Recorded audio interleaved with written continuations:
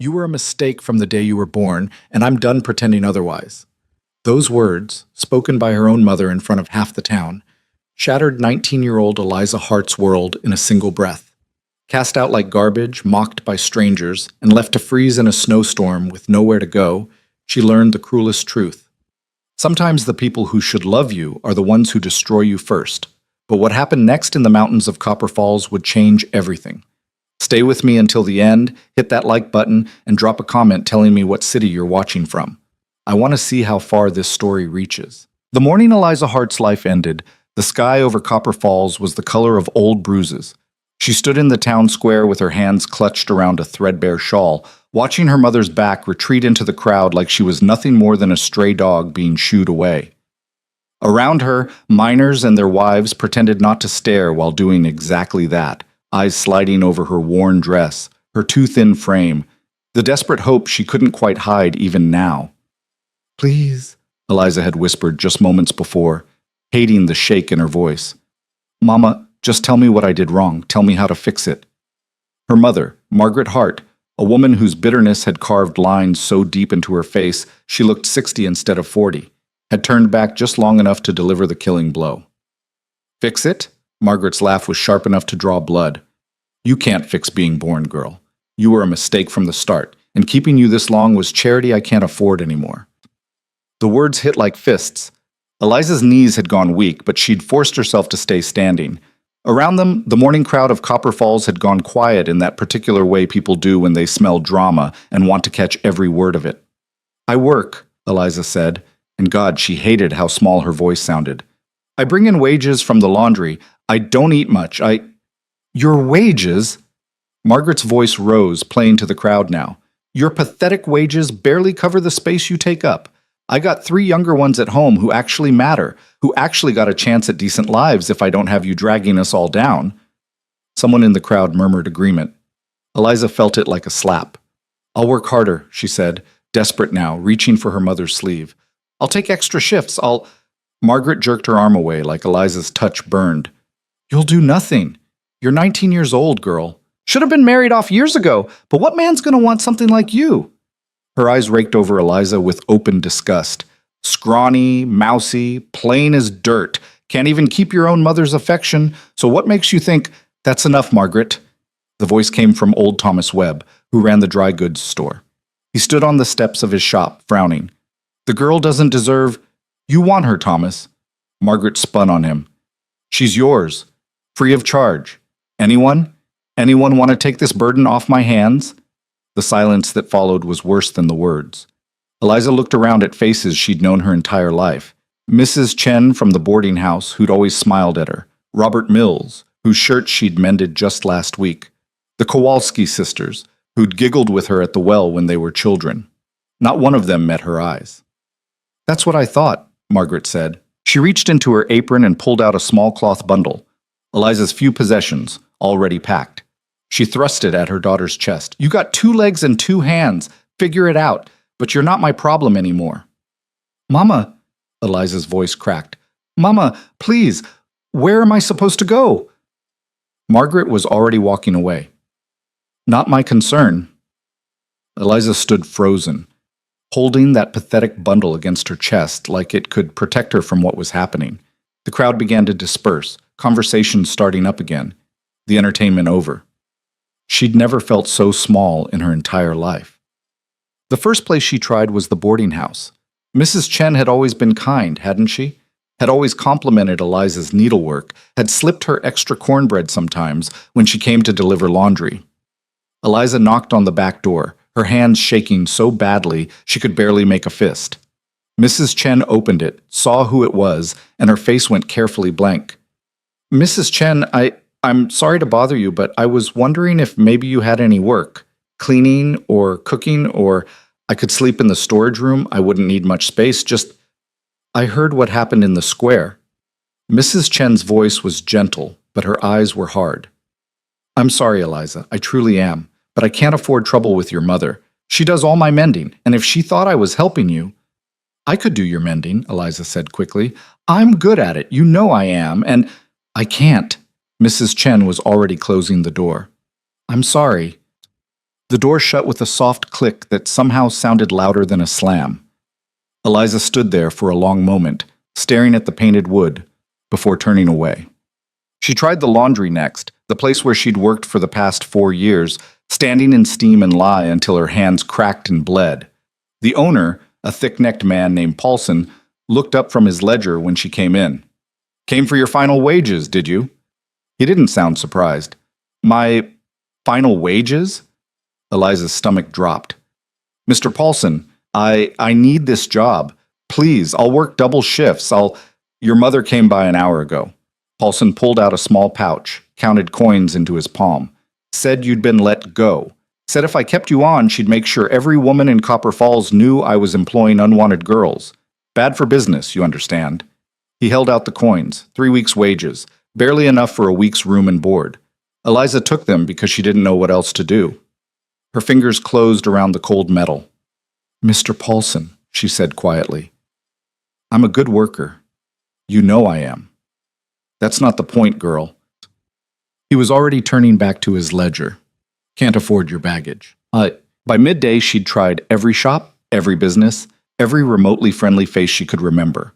The pattern was always the same. Polite refusal. Uncomfortable silence. Doors closing, sometimes literally, sometimes just in people's eyes. By afternoon, word had spread. She could feel it in the way conversations stopped when she approached, the way people crossed the street to avoid her. Margaret had made sure of that, had probably spent the morning spreading poison, making certain no one would help, no one would offer shelter. Why? The question burned in Eliza's chest as she walked the streets of Copper Falls, that pathetic bundle growing heavier with every step. What had she done to deserve this? She'd been a good daughter, quiet, obedient. She'd worked hard, handed over every penny, never complained about the slaps or the cutting words or the way Margaret looked at her like she was something dirty. She'd tried so hard to be good enough, but now, standing in the lengthening shadows of late afternoon, Eliza was beginning to understand a terrible truth. It had never been about being good enough. Margaret had simply never wanted her, had probably looked at her newborn face 19 years ago and felt nothing but resentment, had spent 2 decades wishing Eliza would disappear, and now she'd made it happen. The temperature started dropping as the sun sank behind the mountains.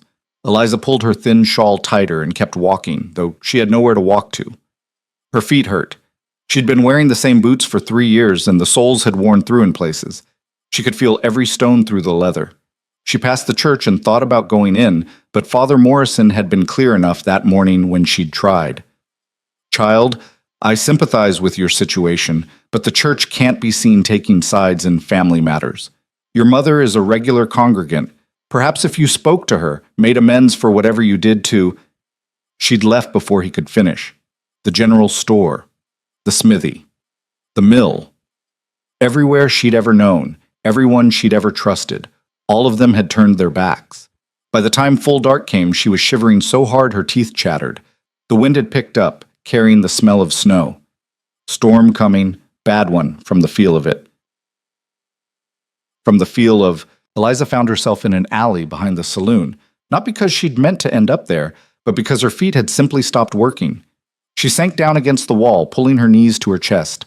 Her coins, those pathetic 3 weeks' wages, wouldn't buy her a room, not in this town, not anymore. She was marked now, unwanted, tainted. This is how it ends, she thought, and felt a strange calm settle over her. This is how I die. 19 years old, and she'd run out of options before her life had even started. The first snowflakes began to fall. She must have dozed off because when she opened her eyes again, the world was white. Snow covered everything, her shawl, her bundle, the ground around her. She couldn't feel her feet anymore. Couldn't feel much of anything, actually, which was almost a relief. The shivering had stopped. That was bad, wasn't it?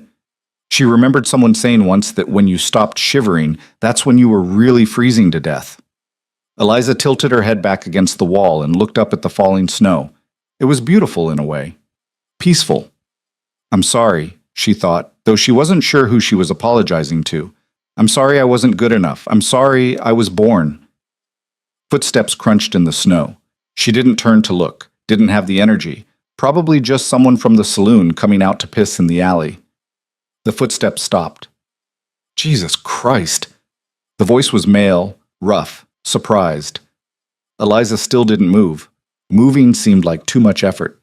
Hey, closer now. Girl? You alive? She managed to turn her head slightly.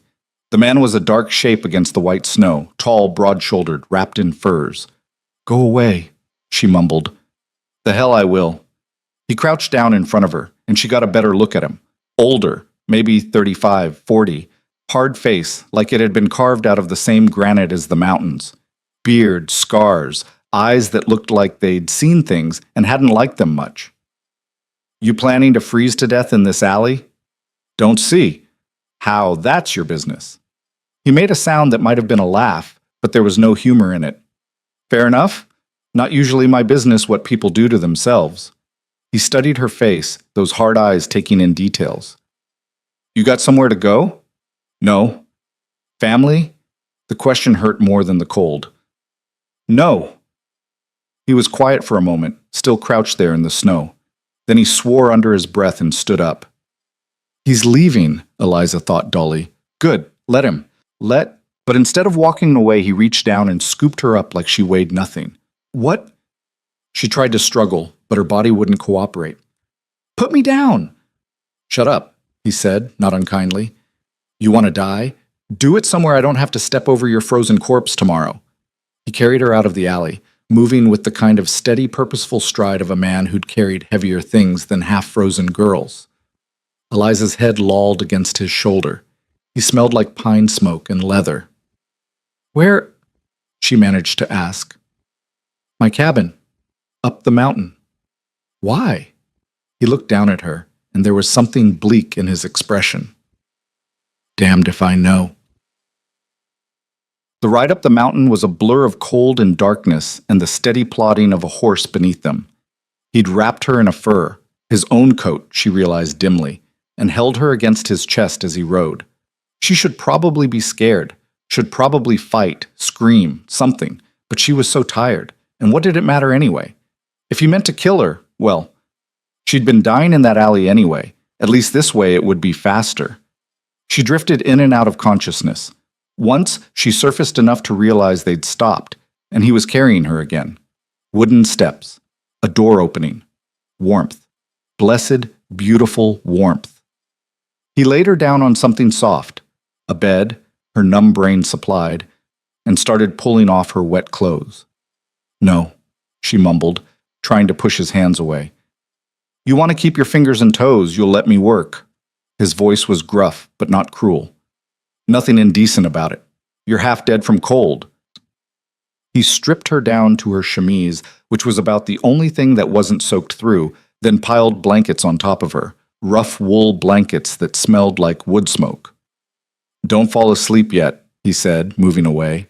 She heard the clink of metal, the sound of water being poured. Need to get some warmth back into you first. Eliza's eyes slid closed anyway. She couldn't help it. Hey. A rough hand on her shoulder, shaking gently. Stay awake, girl. Come on. She forced her eyes open. He was back, holding a tin cup.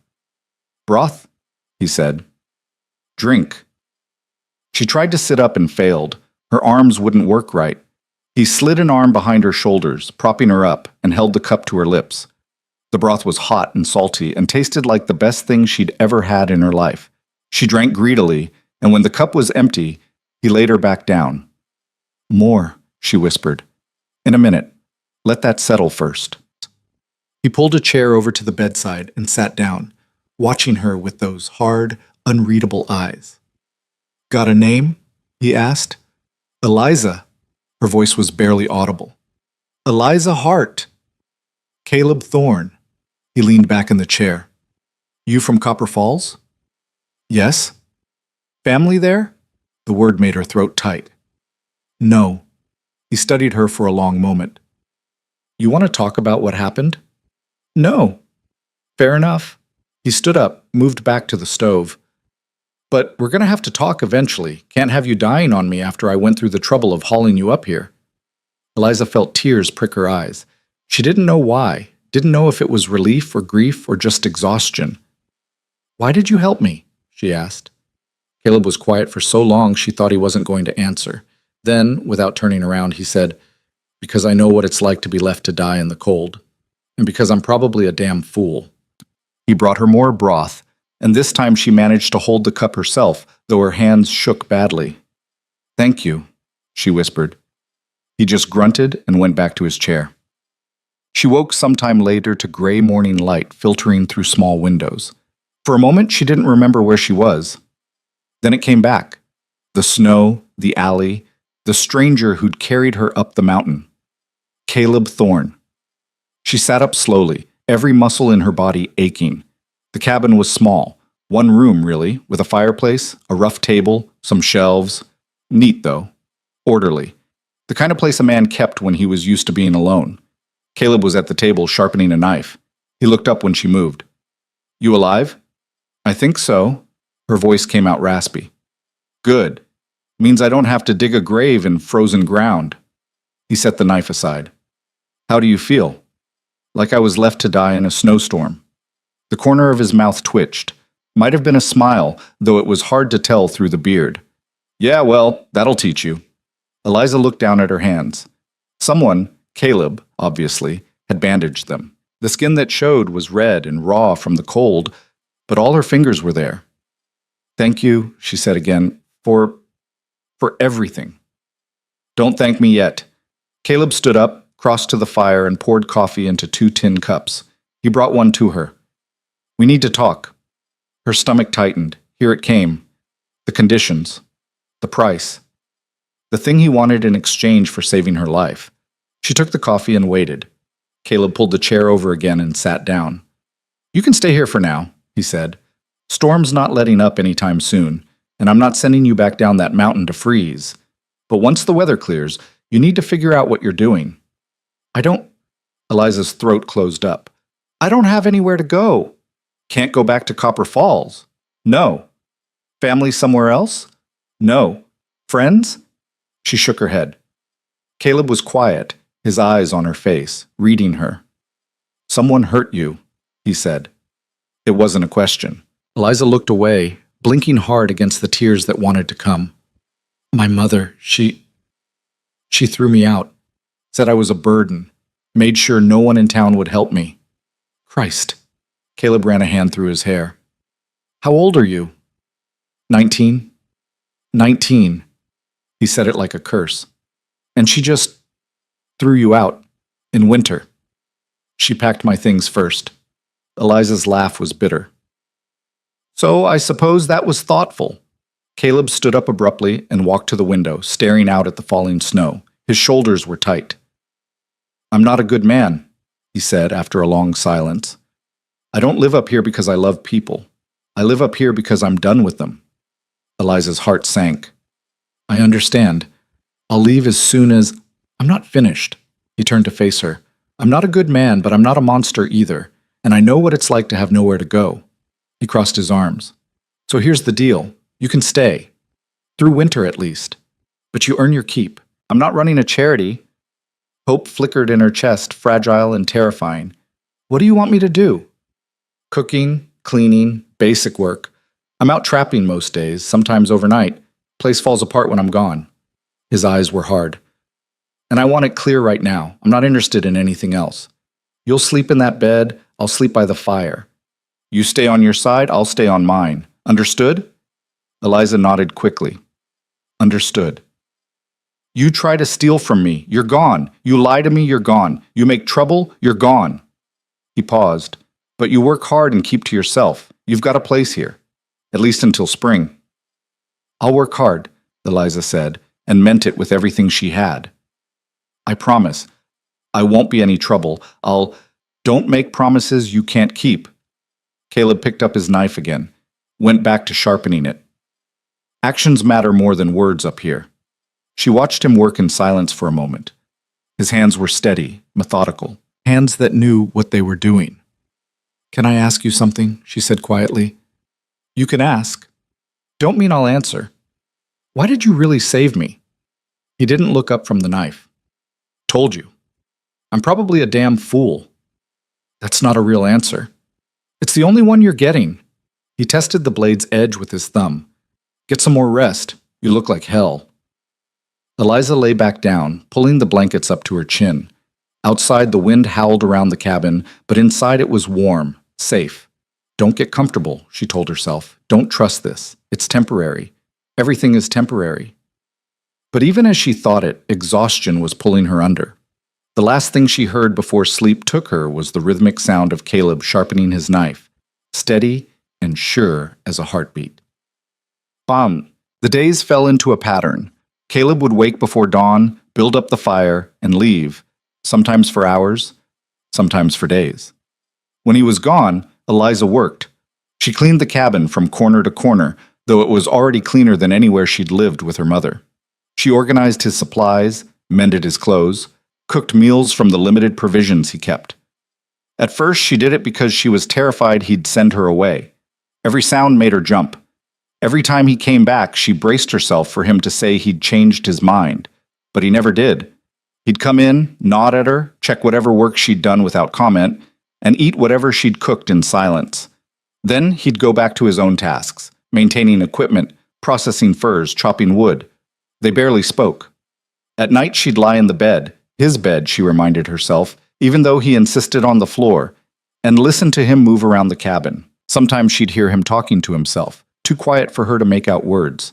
Sometimes she'd wake in the night and see him sitting by the fire, staring into the flames like they held answers to questions he wouldn't ask. He was lonely, she realized, maybe even lonelier than she was, but he never said so, never complained, never asked her for anything beyond the work they'd agreed on. A week passed, then 2. The storm finally broke on the 15th day. Eliza woke to sunlight, real sunlight, bright and clear through the windows. She sat up and looked outside to see the world transformed. Snow everywhere, pristine and white, the mountains sharp against a blue sky.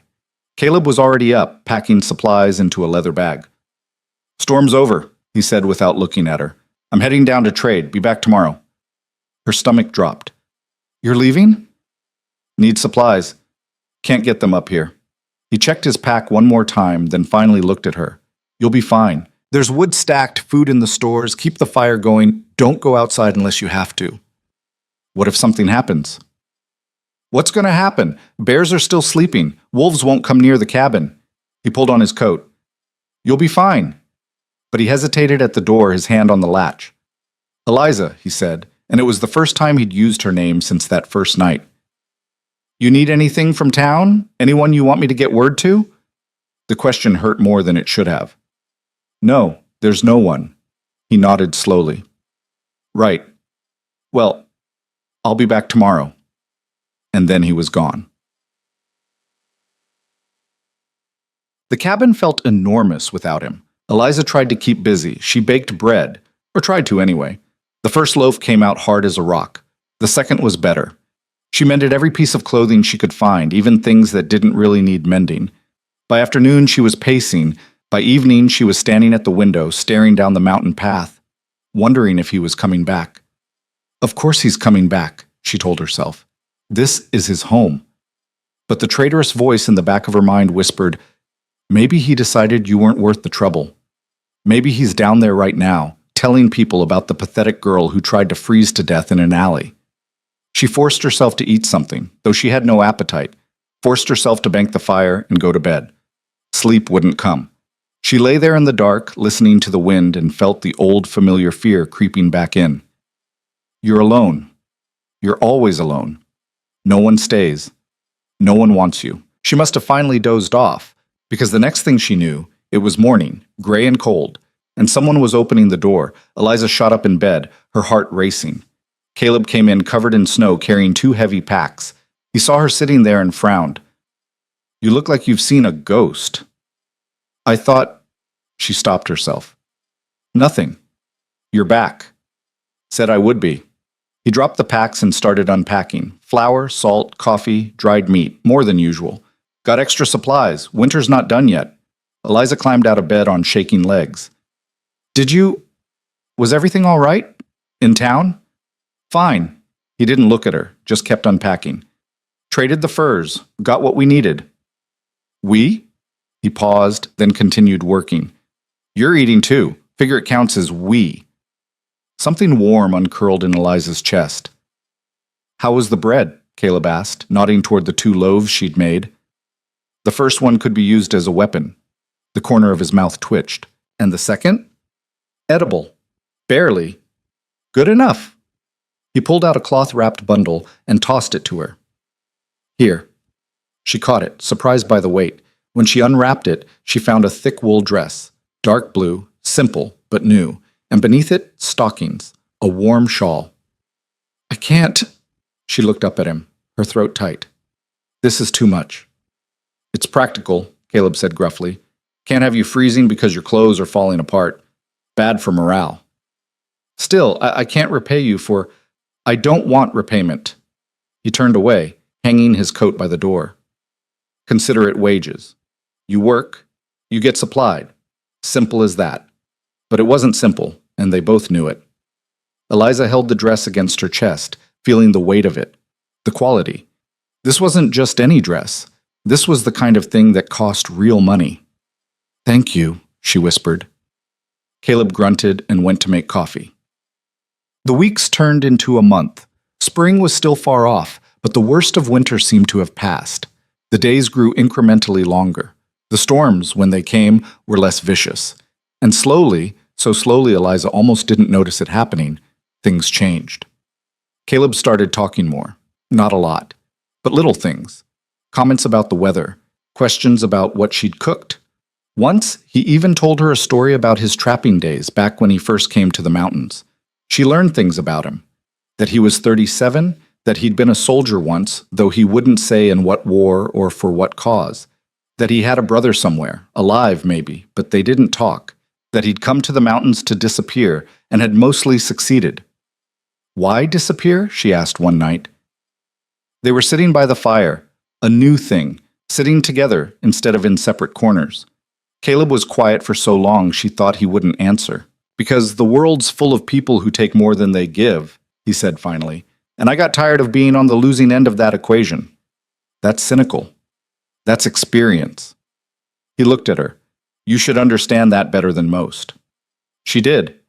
But hearing it said out loud, hearing someone else acknowledge that the world could be cruel and unfair and brutal, somehow made it easier to bear.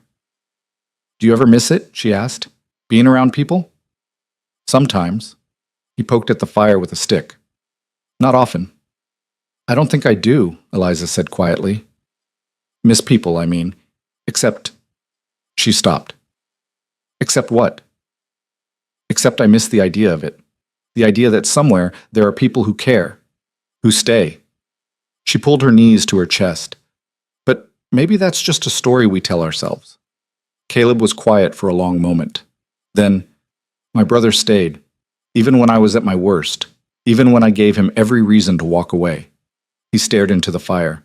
"So maybe it's not just a story. Where is he now?" "Ranch about 50 miles south. He's got a family, kids, the whole thing." Caleb's voice was carefully neutral.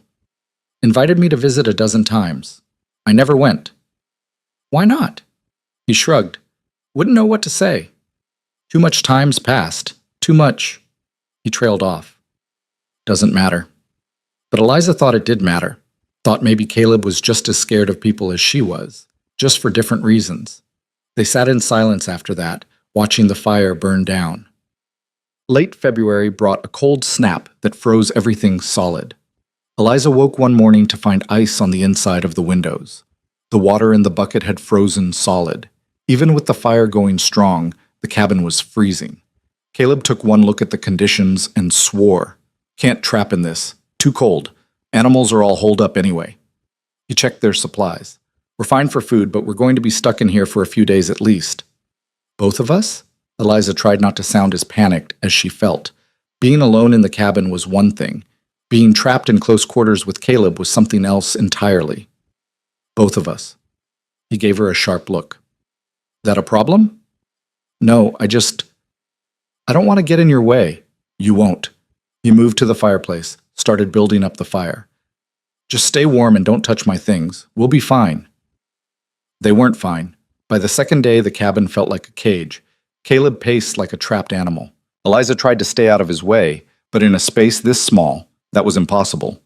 By the third day, They were snapping at each other. "You're using too much wood on the fire," Caleb said. "I'm cold." "We all are. That doesn't mean you burned through our entire supply." "I'm sorry. I didn't realize there was a specific amount I was supposed to." "Just use some common sense." Eliza bit back a retort and went to the other side of the cabin, arms crossed, radiating hurt and anger. Caleb sighed. "Look, I didn't mean—" "It's fine." "It's not fine. You're pissed." "I'm not." "You're a terrible liar." He came over, stood in front of her. "I'm sorry, I get difficult when I'm cooped up." "I noticed." "Yeah, well..." He ran a hand through his hair. "I'm not used to having someone else around. Sometimes I forget you're not just part of the furniture." "That's a lovely way to put it." "Christ, you're prickly when you're mad. And you're impossible when you're restless." They stared at each other. Then Caleb's mouth twitched. "Restless. That's a polite word for it." "I'm trying to be diplomatic." "Since when?" "Since I realized that killing you would leave me stuck with a body in a frozen cabin." He laughed. Actually laughed. It was a rusty sound, like something that hadn't been used in a long time. Eliza found herself smiling despite her irritation. "Truce?" Caleb offered. "Truce. The cold snap broke on the 5th day. Caleb went out immediately. He needed space, Eliza could tell. Needed to move, to work, to do something other than pace circles in the cabin. She understood. She felt the same way. But that night when he came back, he brought firewood, a huge load of it, more than they'd need for weeks. "For the fire," he said, dumping it by the hearth. "So you don't have to worry about using too much." Eliza looked up from the stew she was making. "You didn't have to do that." "I know." He hung up his coat. "But I did anyway." They ate in silence, but it was a comfortable silence this time. Easy. After dinner, Caleb pulled out a worn deck of cards. "You play poker?" he asked. "No." "Want to learn?" Eliza hesitated, then nodded. "Sure." He taught her the rules, patiently explaining hands and betting strategies. They played for matches, nothing valuable, just something to do. Eliza turned out to have a knack for it. "You're bluffing," Caleb said after she won the 3rd hand in a row. "Am I?" "You have to be. No one's that lucky." She showed him her cards. A full house. He swore and threw his hand down. "Where the hell did you learn to play like that?" "You just taught me." "I taught you the rules. I didn't teach you how to read people." Eliza shrugged. "I spent 19 years trying to figure out what my mother wanted before she got angry. You learn to read faces." Caleb was quiet for a moment. "That's a hell of a skill to learn the hard way." "Most skills are." They played until late, until Eliza's eyes were heavy and she couldn't stop yawning. "Bed," Caleb ordered, gathering up the cards. "You're falling asleep sitting up." "What about you?" "I'll bank the fire." Eliza stood, then paused. "Caleb?" "Yeah." "Thank you for teaching me, for tonight." He looked uncomfortable. "It's just cards." "It's not just cards." He met her eyes, and something passed between them. Understanding, maybe. Recognition. "Get some sleep, Eliza." She did, and for the first time since she'd arrived at the cabin. She didn't dream about freezing in alleys or her mother's cold eyes. She dreamed about cards and firelight and the sound of Caleb's rusty laugh. March came in with rain that turned the snow to slush. The world was transforming around them. Ice melting, creeks running, the first hints of green showing through the white. Spring was coming, which meant, Eliza realized with a sick feeling in her stomach, that their agreement was running out. Through winter, Caleb had said, at least until spring. She tried not to think about it, tried to focus on work, on being useful, on proving that she was worth keeping around, but the fear was always there, cold and heavy in her chest. One afternoon, while Caleb was out checking traps, she found herself standing at the window, staring down the mountain path. What would she do when he told her to leave? Where would she go? She couldn't go back to Copper Falls. Couldn't face her mother again. Couldn't endure the mockery and rejection. But she had no money saved. No skills beyond cooking and cleaning, no connections anywhere else. The cabin door opened. Eliza spun around, her heart hammering. Caleb came in, shaking rain from his coat. He took one look at her face and frowned. "What's wrong?" "Nothing." Liar. He hung up his coat, watching her carefully. You look like someone died. I'm fine. Eliza. He crossed his arms. Talk to me. The words burst out before she could stop them. It's almost spring. Caleb went very still. Yeah, it is. Which means... She couldn't finish. Her throat had closed up. He was quiet for a long moment. Then he moved to the table, pulled out a chair, and sat down heavily. Come here, he said. She did, sitting across from him, her hands twisted together in her lap. Caleb looked at her with those hard, tired eyes. You think I'm going to kick you out? It wasn't a question, so she didn't answer. I'm not, he said quietly. Unless you want to go. Hope flared, bright and terrifying. I don't want to go.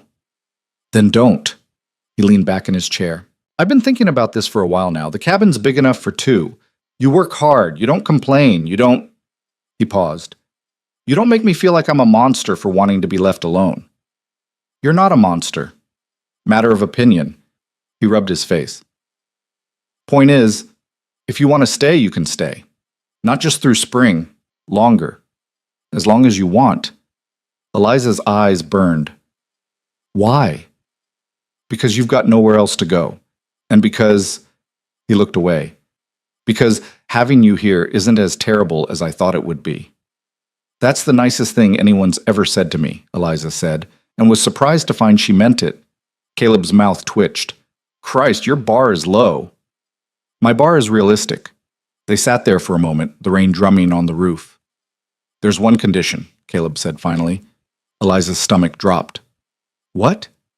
Eventually, not now, but eventually, I want you to come with me to visit my brother. Of all the things she'd expected him to say, that wasn't one of them. Your brother? Why? Because he's been asking to meet you. How does he even know I exist? Caleb looked uncomfortable. I may have mentioned you when I went to trade last time. You talked about me? Don't make it a big thing. He stood up, moved to the fire. I just told him I had someone helping out. He got ideas, started insisting I bring you by. Eliza's heart was racing. The thought of meeting new people, of facing judgment and questions, and I can't, she said. I'm sorry, but I can't. Caleb turned to look at her. Why not? Because they'll take one look at me and know what I am. They'll know I'm nothing, that you're what? His voice was sharp. Unwanted? Worthless? Is that what you think? It's what I know. It's what you were told.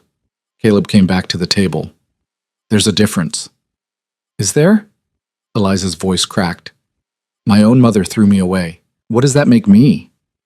It makes you unlucky, Caleb said flatly. It makes you someone who got dealt a shit hand. It doesn't make you worthless. You don't understand. I understand plenty.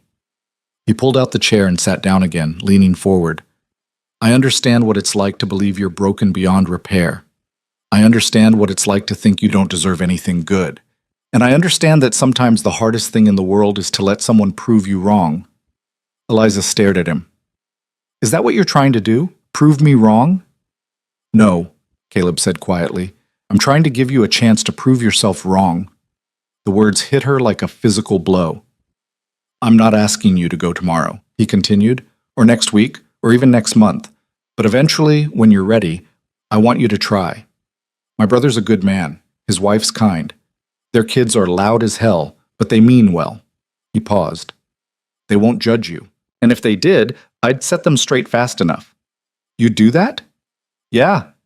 He met her eyes. I would. Eliza didn't know what to say. Didn't know how to process the fact that this man, this hard, closed-off man who'd saved her from freezing in an alley, was offering her protection, vouching for her, seeing her as something more than garbage. I'll try, she whispered. Not now, but someday. I'll try. Caleb nodded. Good enough. He stood up, went back to his work, and Eliza sat there in the fading light, feeling something shift inside her chest. For the first time in her life, someone was betting on her. And for the first time in her life, she thought she might be worth the wager. The decision came on a Tuesday morning in late April, when the mountains were finally shaking off winter's grip and the world smelled like wet earth and pine. Eliza was outside hanging laundry, shirts and trousers, and the linens she'd washed in the creek, when Caleb came around the side of the cabin leading his horse.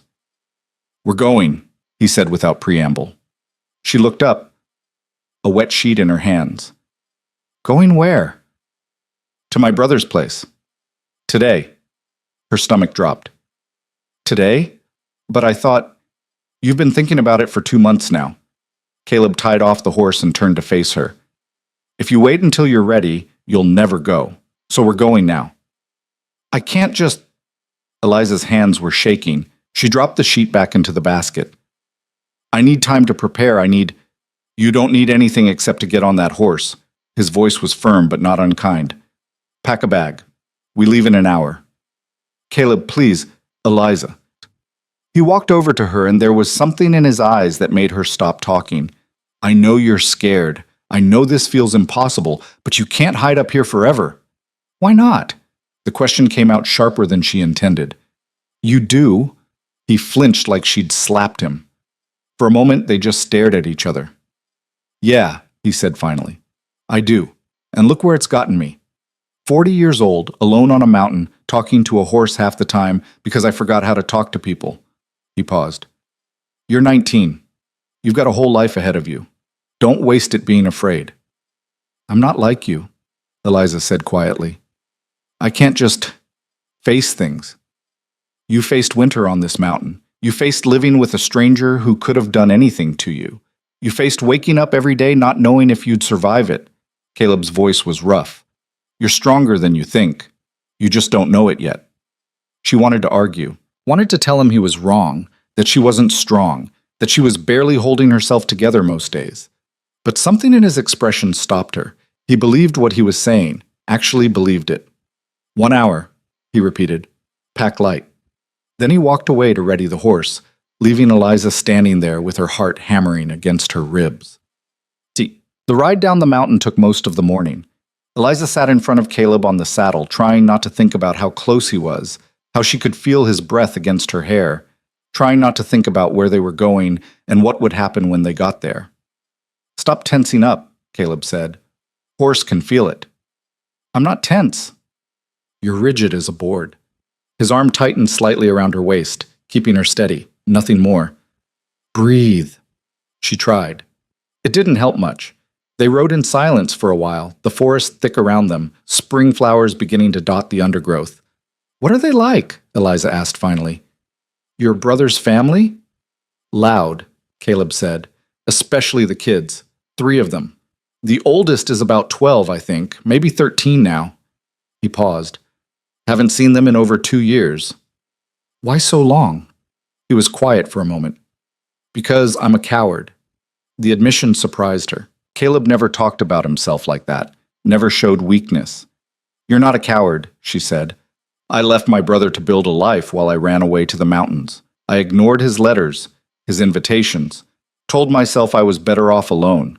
His voice was flat. "That's cowardice. Or self-preservation. Sometimes they're the same thing." Eliza thought about that as they rode, about the fine line between protecting yourself and cutting yourself off completely. "What's his name?" she asked. "Your brother?" "Thomas. Tom." There was warmth in Caleb's voice now. "He's younger than me by 4 years.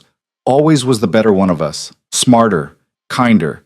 Knew how to talk to people without making them want to punch him. You're not that bad. You haven't seen me around other people." The path widened as they descended, the trees thinning out. In the distance, Eliza could see smoke rising, several chimneys, maybe a dozen buildings. Her chest tightened. "It's just a ranch," Caleb said, as if reading her thoughts. "Not a town, just Tom's family, and a few hands who work the place." "How many people?" "Maybe 10, counting the kids." 10 people. 10 strangers who would look at her and judge her and see exactly what she was, some worthless girl Caleb had dragged down from the mountain. "I can't do this," Eliza said suddenly. "Caleb, please, turn around. I can't." "Yes, you can. You don't understand. I understand that you're terrified." His voice was calm. I understand that every instinct you have is screaming at you to run, but you're going to do it anyway. Why? Because I'm not giving you a choice. She twisted in the saddle to look at him. That's not fair. Life's not fair. His eyes were hard. You want fair, you're in the wrong world. But you want a chance? You want to prove to yourself that you're more than what your mother said you were? Then you sit still and you let me do this. Let you do what? Show you what it's like to have people who give a damn. The words hit her like a punch to the chest. Before she could respond, they rounded a bend and the ranch came into view. It was bigger than she'd expected. A main house, a barn, several outbuildings, corrals with horses grazing. Neat and well-maintained, smoke rising from the chimney, laundry flapping on a line. A real home. Eliza's throat went tight. As they approached, the front door of the house opened and a woman stepped out. 30s, dark hair pulled back, wiping her hands on an apron. She shaded her eyes against the sun, then her face broke into a smile. "Tom," she called back into the house. "Tom, get out here." A man emerged, tall, broader than Caleb, with the same hard features but a softer expression. He stopped dead when he saw them. "Caleb?" His voice carried across the yard. "Is that really you, you son of a bitch?" Caleb dismounted, then helped Eliza down. Her legs were shaking so badly she could barely stand. Thomas was already striding across the yard, and then he was pulling Caleb into a crushing hug. 2 years, Thomas said, his voice rough. 2 goddamn years without a word. "I know." Caleb returned the embrace awkwardly. "I'm sorry." "You should be." Thomas pulled back, gripping Caleb's shoulders. "You look like hell. When's the last time you ate a real meal?" "I eat fine." "You look like you've been chewing pine bark." Thomas's eyes shifted to Eliza, and his expression softened. "And this must be the young lady you mentioned." Eliza's face burned. She wanted to disappear. "Eliza Hart," Caleb said. "Eliza, this is my brother Thomas and his wife." He looked at the woman who'd followed Thomas over. "Sarah, right?" "You forgot my wife's name?" Thomas laughed. "Christ, Caleb. It's been 2 years. I forgot a lot of things." Sarah smiled at Eliza, warm and genuine. "Don't mind them. They've been doing this dance since they were boys." She extended her hand. "Welcome, Eliza. We've been wanting to meet you." Eliza shook her hand, barely able to get words out. "Thank you for having me." "Having you? You're doing us a favor. Caleb never brings anyone around." Sarah linked her arm through Eliza's like it was the most natural thing in the world. "Come on, I've got stew on and bread just out of the oven. You must be starving after that ride." Before Eliza could protest, she was being guided toward the house, leaving Caleb and Thomas standing in the yard. She glanced back once. Caleb caught her eye and nodded slightly. "You're all right," the gesture said. "Trust me." She didn't, but she let Sarah lead her inside anyway. No. The house was warm and lived in, dishes on the table from breakfast, toys scattered in corners, the smell of bread and herbs. A home. Not like the cold, sparse cabin on the mountain, not like the cramped, bitter house she'd grown up in with her mother. A real home, where people actually lived and laughed and made messes. "Sit," Sarah said, pulling out a chair. "I'll get you something to eat." "You look half-starved." "I'm fine, really." "You're eating." Sarah was already ladling stew into a bowl. "Caleb mentioned you've been living up in that cabin all winter. I can't imagine how hard that must have been." Eliza didn't know what to say to that, so she just took the bowl when Sarah handed it to her. The stew was good. Better than good. Rich and thick with real meat and vegetables, seasoned properly. "This is wonderful," Eliza said quietly. "It's just stew." Sarah sat down across from her, studying her face. "So, how'd you end up with Caleb?" The question was casual, but Eliza could hear the real question underneath. "What's your story?" "He found me in Copper Falls," Eliza said carefully. "I was in a bad situation. He helped me." "That sounds like Caleb. Acts like he hates people, but he's got a soft heart under all that gruff." Sarah poured tea into 2 cups. "You've been with him since winter?" "Yes." "That must have been interesting. He's not exactly social." "No." Eliza managed a small smile. "But he's kind. In his own way." "He is." Sarah's voice was warm. "Tom worries about him. Has for years. Caleb went through some things, bad things during the war, and he never quite came back from it, just disappeared into those mountains. She paused. But Tom says Caleb sounded different when he talked about you. Lighter. Eliza's chest tightened. Think I've done anything special? You're still there. That's something. Sarah reached across the table and squeezed her hand. Whatever brought you to him, I'm glad. He needs someone. The door banged open and 3 children tumbled in, 2 boys and a girl ranging from maybe 7 to 13, all talking at once. Ma, can we... Uncle Caleb's here, did you see? There's a lady with him and... Enough! Sarah's voice cut through the chaos. Inside voices and manners. The children stopped, suddenly noticing Eliza. This is Miss Eliza, Sarah said. She's a guest. You will be polite. The oldest boy, the 13-year-old, stepped forward and held out his hand with exaggerated formality. Pleased to meet you, Miss Eliza. I'm James. Eliza shook his hand, fighting a smile. Pleased to meet you, too. The younger boy, maybe 9, bounced on his toes. Did you really live in the mountains? Were there bears? Did Uncle Caleb fight any bears? Your uncle didn't fight any bears, Eliza said. But there were bears, right? Probably. We stayed away from them. That's boring. The boy, Michael, Sarah supplied, looked disappointed. The girl, the youngest, just stared at Eliza with wide eyes. What's your name? Eliza asked gently. Anna, the girl whispered. You're pretty. Eliza's throat went tight. Thank you. All right, you lot, Sarah said. Go find your father and uncle. Let Miss Eliza eat in peace. The boys thundered back out. Anna lingered for a moment, still staring, then followed her brothers. Sarah sighed. Sorry, they're excited. We don't get many visitors. They're wonderful, Eliza said, and meant it. They're exhausting. But Sarah smiled. Finish your stew. I'll show you around after. The tour of the ranch took the better part of an hour. Sarah showed her the barn, the chicken coops, the garden that was just beginning to sprout, introduced her to the ranch hands, 3 men who nodded politely and went back to work. It was overwhelming. Too many faces, too many names, too much space and air and possibility. They ended up in the garden, where Sarah started pulling weeds with practiced efficiency. You don't have to help, she said when Eliza knelt down beside her. I want to. They worked in silence for a while, the sun warm on Eliza's back. Can I ask you something? Sarah said finally. Eliza's hands stilled. All right. What happened to you before Caleb found you? The question was gentle, but it still felt like a knife. My mother threw me out, Eliza said quietly. In the middle of winter. Made sure no one in town would help me. I was freezing in an alley when Caleb found me. Sarah's hands stopped moving. She threw you out? Her own daughter? Yes. Why? Because she didn't want me. Eliza's voice was flat. She made that very clear. Sarah sat back on her heels, her face pale. That's monstrous. That's life. Not here. Sarah's voice was fierce.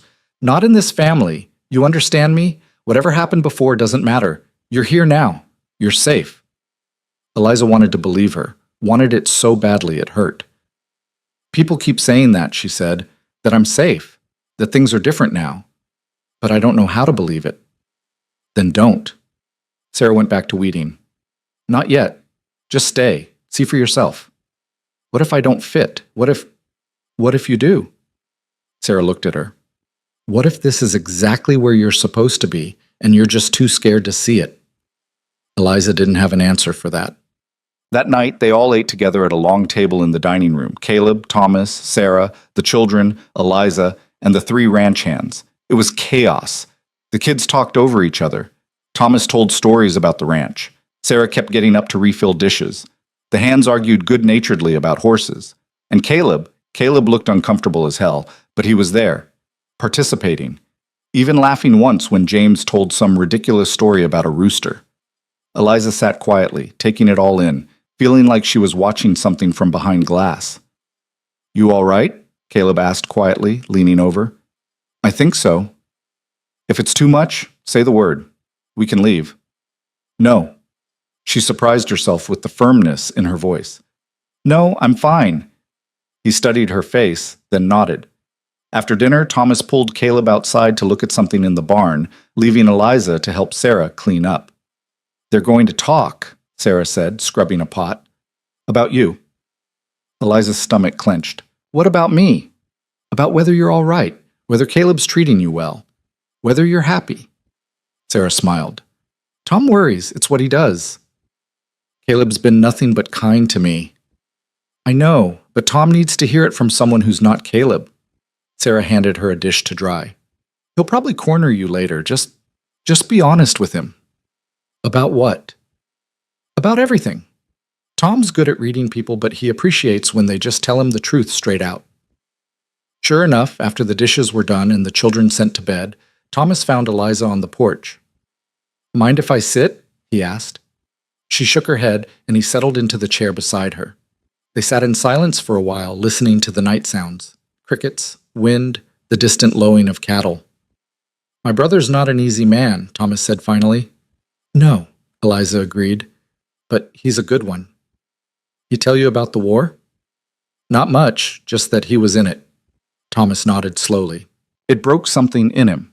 He came back different, angry, couldn't settle, couldn't sleep, started drinking, getting into fights." He paused. "I tried to help, but he didn't want help, just wanted to be left alone." "So you left him alone?" "Eventually, after I realized pushing him was making it worse." Thomas looked at her. "But I never stopped caring, never stopped hoping he'd come back to himself." "I think he's trying," Eliza said quietly. "Yeah." Thomas smiled slightly. "Thanks to you, maybe."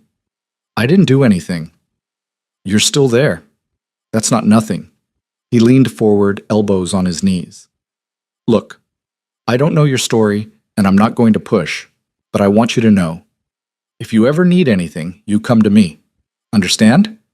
Whether it's help or just a place to go if things get difficult." "Caleb's not difficult. I know he's not." Thomas's voice was gentle. "But you've been hurt before. Bad enough that my brother found you dying in an alley. So I'm telling you, you've got options. You've got family now, even if it's just honorary." Family. The word hung in the air between them, heavy and bright and terrifying. "Thank you," Eliza whispered. Thomas stood, clapped her gently on the shoulder, and went inside. Eliza sat there for a long time after, staring out at the dark fields, trying to process what had just happened. These people, these strangers, were offering her something she'd never had. Belonging. They stayed 3 days. 3 days of meals around that long table, of Sarah teaching her to make bread properly, of the children dragging her around to see every corner of the ranch. 3 days of watching Caleb slowly unbend around his brother, the hard edges softening just slightly. 3 days of starting to believe, just maybe, that there was a place for her in the world. On the morning of the 4th day, Caleb came to her. "We should head back," he said. "Storm coming in a few days. Want to beat it up the mountain." Eliza nodded, trying to ignore the disappointment that settled in her chest. They said their goodbyes, Sarah hugging her tight, the children making her promise to come back, Thomas gripping her hand and repeating his offer of help. And then they were riding away, the ranch growing smaller behind them. "You did good," Caleb said as they climbed back into the mountains. "I barely spoke." "You stayed. That's what mattered." Eliza was quiet for a while. Then, "They're wonderful. Your family." "Yeah, they are. You should visit more often." "Maybe?" He paused. "If you come with me?" "Why me?" "Because they like you, and because—" He trailed off. "Because what?" "Because it's easier with you there." The admission surprised her. Caleb didn't say things like that, didn't admit to needing anyone or anything. "Then I'll come," she said, "whenever you want." Good. They rode in silence after that, but it was a comfortable silence. Easy. Spring turned to summer and they fell back into the rhythm of cabin life. But something had shifted. Caleb talked more. Smiled more. Or what passed for smiling with him, anyway. Sometimes in the evenings he'd tell her stories about his childhood with Thomas, about their parents who died when he was young, about the years before the war when he'd actually been happy. And Eliza found herself opening up, too, telling him about her childhood, about her mother's coldness, about the constant fear that had defined her life. She used to lock me in the cellar, she said one night, staring into the fire. When I was little, if I did something wrong, sometimes for hours. Caleb went very still beside her. How old were you? 5, maybe? 6? It went on for years. Christ. I used to think I deserved it, that if I could just be better, she'd love me. Eliza's voice was flat. Took me a long time to realize she was never going to love me, no matter what I did. And that wasn't your fault. I know, up here, she tapped her head, but knowing it and feeling it are different things. Yeah, Caleb's voice was rough. They are. They sat in silence for a while. My captain in the war, Caleb said finally, he used to send us into situations no one should survive. Called it character building. Called us cowards if we questioned orders. He stared into the flames. Lost a lot of good men because of him. Lost a lot of myself, too. Is that why you left? After the war? Part of it. Mostly I just couldn't stand being around people anymore. Couldn't trust anyone. Figured if I was alone, at least I couldn't get anyone else killed. You didn't kill anyone, Eliza said quietly. Your captain did. Tell that to the faces I see when I close my eyes. She reached over and took his hand. He startled, but didn't pull away. You're a good man, Caleb Thorne, she said. Whatever you think you are, whatever you've done, you're good. You saved my life. You gave me a home. You showed me what kindness looks like. I'm not kind. You are. You just don't want to admit it. He looked at their joined hands, then at her face. Something shifted in his expression, something raw and vulnerable. Eliza. The door banged open. They both jerked apart as Thomas stumbled in, soaking wet, breathing hard. Tom? Caleb was on his feet instantly. What the hell? Sarah, Thomas gasped. Something's wrong. The baby. She's early. And there's complications. And he looked at Eliza. Please, Sarah asked for you. She needs help. Eliza's heart stopped. I don't know anything about birthing babies. She doesn't care. She just wants you there. Thomas was already heading for the door. Please. Caleb grabbed his coat. We're coming. And just like that, they were riding through the night, racing toward the ranch, toward Sarah and a baby that was coming too soon, toward a choice that would define everything that came next. Moints. They made it to the ranch just before dawn. Sarah was in bed, pale and sweating, gripping the sheets. The midwife, an older woman from the nearest settlement, looked grim. It's not going well, she said quietly. Baby's breech, and she's bleeding too much. Eliza felt ice in her veins. What can I do? Pray, the midwife said, and hold her hand. So Eliza did. She sat beside Sarah, held her hand, and talked to her about nothing and everything, about the garden, about the children, about the beautiful blue dress Sarah had promised to make her. You're going to be fine, Eliza said, even though she wasn't sure she believed it. You and the baby both. You're strong. I'm scared, Sarah whispered. I know, but you're not alone. Sarah's grip tightened. Promise me. If something happens to me, promise you'll look after them. Tom and the kids. Promise. Nothing's going to happen. Promise me. I promise, Eliza said, tears streaming down her face. I promise. The labor went on for hours. Eliza stayed through all of it, holding Sarah's hand, whispering encouragement, trying not to show her terror. Outside the room, she could hear Thomas pacing, Caleb's low voice trying to calm his brother, and then, finally, a baby's cry. Weak at first, then stronger. The midwife held up a tiny, red-faced infant. A girl, she announced. Small, but breathing. Sarah sobbed with relief, reaching for the baby. And you, the midwife said to Eliza, you did good, real good. Eliza stepped back, her whole body shaking. Thomas pushed into the room, saw his wife and new daughter, and broke down crying. Caleb appeared in the doorway, caught Eliza's eye, and nodded. You did it, the gesture said. You were strong. And Eliza realized something in that moment. She had been strong. She'd faced something terrifying and hadn't run, hadn't hidden. She'd stayed. She'd helped. She'd been there when someone needed her. For the first time in her life, Eliza Hart felt like she mattered. They stayed at the ranch for 2 weeks while Sarah recovered. Eliza helped with the children, with the cooking, with the new baby. Rose, they'd named her. Tiny and perfect and already demanding. And slowly, she found herself settling into the rhythm of the household. Found herself laughing with the kids, swapping recipes with Sarah, even joking with the ranch hands. One afternoon, she was in the garden with Anna, teaching the girl how to transplant seedlings, when she heard voices from the yard. Strangers. Her stomach clenched, but she forced herself to stay calm. 2 women had arrived, neighbors from the sound of it. Come to see the new baby and bring food. Eliza knew what would happen next. They'd ask questions, wonder who she was, judge her. She almost went inside to hide, but then Sarah called out, "Eliza, come meet Mrs. Patterson and her daughter." Eliza stood up slowly, wiping dirt from her hands. "You can do this," she told herself. "You've done harder things." She walked over to where the women stood. Mrs. Patterson was older, heavy-set, with sharp eyes that took in everything. Her daughter was maybe 20, pretty in a bland sort of way. "This is Eliza Hart," Sarah said warmly. "She's been helping out. Don't know what I'd have done without her these past weeks." "Eliza Hart," Mrs. Patterson repeated, studying her. "You're from Copper Falls." Eliza's blood ran cold. "Yes? Thought the name sounded familiar. You're Margaret Hart's daughter, aren't you?" The silence that followed felt like a physical weight. "Yes," Eliza said quietly. Mrs. Patterson's expression shifted, pity mixing with something uglier. "Heard about what happened, your mother throwing you out like that. Terrible business." "Mother," the daughter hissed. "That's not... I'm just saying what everyone knows." Mrs. Patterson turned to Sarah. "You know about this, Sarah? About her situation?"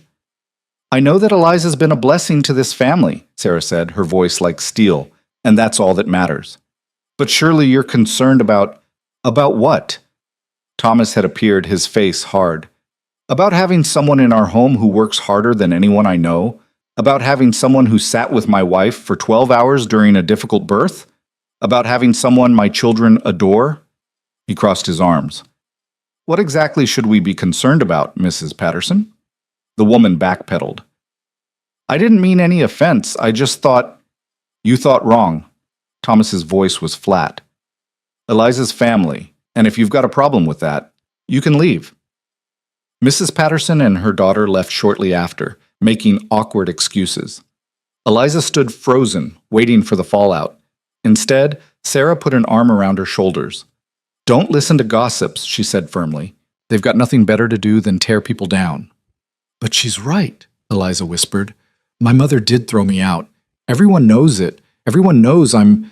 "You're what?" Thomas demanded. "Unwanted? Is that what you think?" "It's what I know." "Then you're wrong." He stepped closer. "You're wanted here. By Sarah. By me. By those kids in there who've been asking when Aunt Eliza's going to teach them to play poker." "Aunt Eliza? That's what Anna calls you."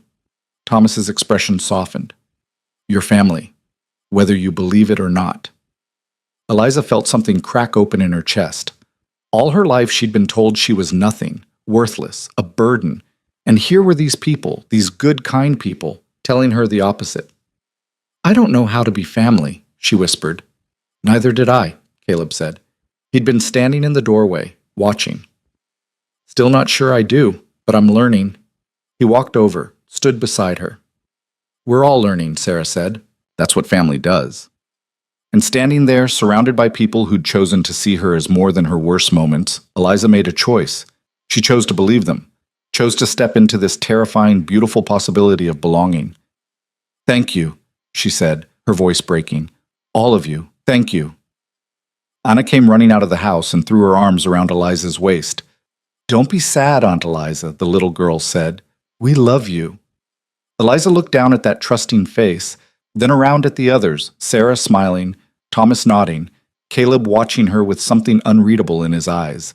And for the first time in her life, she let herself believe it might be true. They rode back to the mountain cabin 3 days later, and the silence between them felt different this time. Heavier. Charged with something neither of them wanted to name. Caleb kept his arm around her waist as the horse climbed the steep path. and Eliza found herself leaning back against his chest more than strictly necessary. She could feel his heartbeat through the layers of clothing, steady and strong. "You're quiet," he said finally. "Just thinking." About what? About how everything had changed. About how she'd walked into that ranch house terrified and walked out feeling like maybe, just maybe, she had a place in the world. About how Caleb had stood beside her when Mrs. Patterson's words had cut deep, his presence alone making her feel less small. "About Anna calling me Aunt Eliza," she said instead. "Kids get attached quick." His voice was gruff. "Don't mean anything by it. I think it means everything." He was quiet for a moment. "Yeah, maybe it does." The cabin came into view as the sun started to set, smoke rising from the chimney they'd banked before leaving. It looked different now, not like a prison or a temporary shelter, but like home. Caleb dismounted first, then reached up to help her down.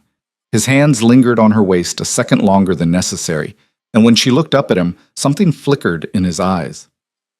"I should—" He cleared his throat. "Should get the horse settled." "Right." Eliza stepped back quickly. "I'll start dinner." They moved around each other carefully that evening, like dancers who'd forgotten the steps. Caleb brought in wood. Eliza made stew. Neither of them mentioned the tension that crackled between them like lightning before a storm. After dinner, Caleb pulled out the cards without being asked. They played until the fire burned low, and Eliza won 4 hands out of 6. "You're getting too good at this," Caleb said, throwing down his cards. "Suspect you're counting." "Maybe I am." "Definitely are." But he was smiling, that rare, crooked smile that transformed his whole face. "Where'd you learn that?" "Watched you do it. 3 weeks ago." "You've been watching me?" The question hung in the air between them. "Hard not to," Eliza said quietly. "In a cabin this size."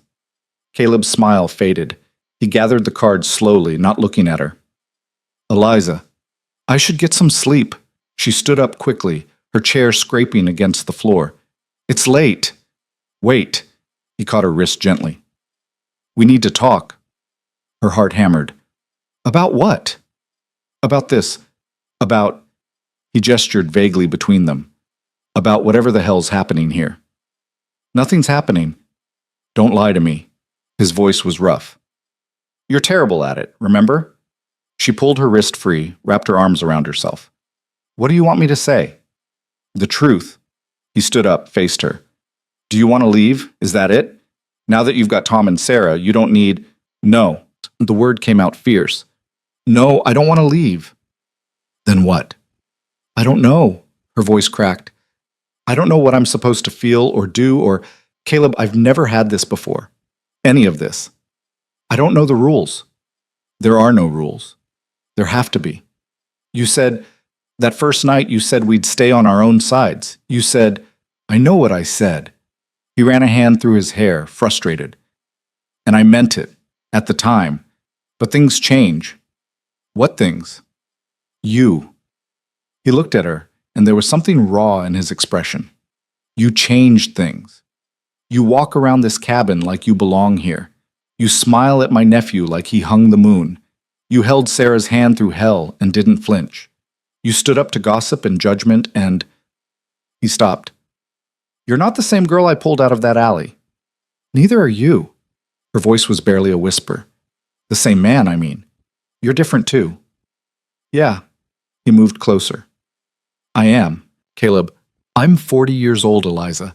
I've spent half my life alone because it was easier than letting anyone close. Safer." His jaw tightened. "But then you showed up and turned everything upside down, and now I can't—" He stopped, shook his head. "This is insane. You're 19. You should be with someone your own age, someone who isn't broken and bitter and—" "I don't want someone my own age." The words tumbled out before she could stop them. "I want—" She couldn't finish, couldn't say it out loud. Caleb's eyes searched her face. "What do you want?" "You."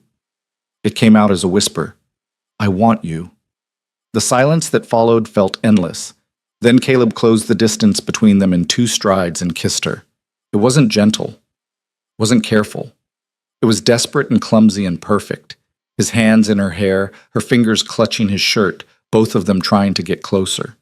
When they finally broke apart, Both breathing hard, Caleb pressed his forehead against hers. "This is a bad idea," he said. "Probably. People will talk. They'll say terrible things about you. Let them. I'm too old for you, too damaged. I don't care." He pulled back to look at her. "You should care. You deserve better than—" "Stop." She put her hand over his mouth. "Stop telling me what I deserve. I'm the one who gets to decide that. Not you. Not my mother. Not anyone else. Me." He kissed her palm, then her wrist, then pulled her close again. "I'm not good at this," he said against her hair. "Relationships, feelings, all of it. Neither am I. We're going to mess this up." "Probably." She looked up at him. "But maybe that's okay." "How is that okay?" "Because we'll figure it out together." She touched his face, traced the scar along his jaw. "You told me once that actions matter more than words, so show me. Show me what this is." Caleb kissed her again, slower this time, tender. And Eliza felt something inside her chest crack open and bloom. Wonderful. The weeks that followed were both easier and harder than she'd expected. Easier because being with Caleb felt natural, like something that had been waiting to happen all along. They fell into new rhythms. Morning coffee together, his arm around her shoulders, working side by side during the day, falling asleep together at night, her back pressed against his chest, his breath warm against her neck. Harder because the fear never quite went away. The voice in her head that whispered this was temporary, that he'd wake up one day and realize she wasn't worth the trouble, that she'd do something wrong, and he'd send her away. "You're doing it again," Caleb said one morning, watching her scrub the same pot for the third time. "Doing what?" "Thinking yourself into a panic." He took the pot from her hands. "Talk to me." "It's nothing." "Eliza." She sighed, wiped her hands on her apron. "What if this doesn't work? What if we're making a mistake?" "Then we'll deal with it." He set the pot aside. "But we can't live our lives afraid of what might go wrong." "Easy for you to say." "Is it?" His voice was sharp. "You think I'm not terrified? You think I don't wake up every morning wondering when you're going to realize you could do better?" She stared at him. "You're serious." "Dead serious." He crossed his arms. "You're young and smart and could have any life you want. And I'm everything I want." She moved closer, took his hands.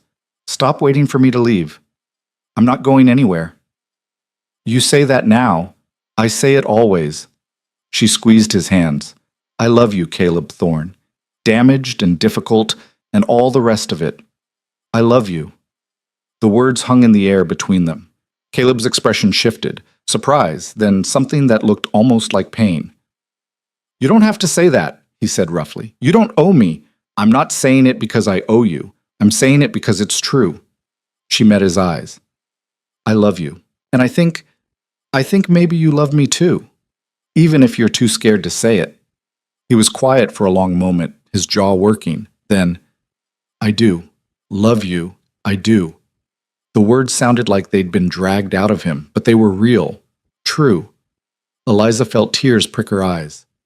"Say it again." "I love you." Easier this time.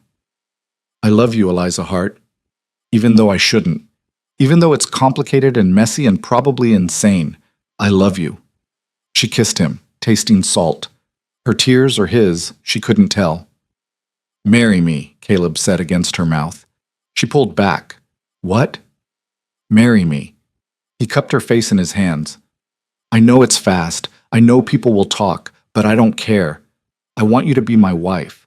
I want to do this right." "Caleb, if you're not ready, I understand.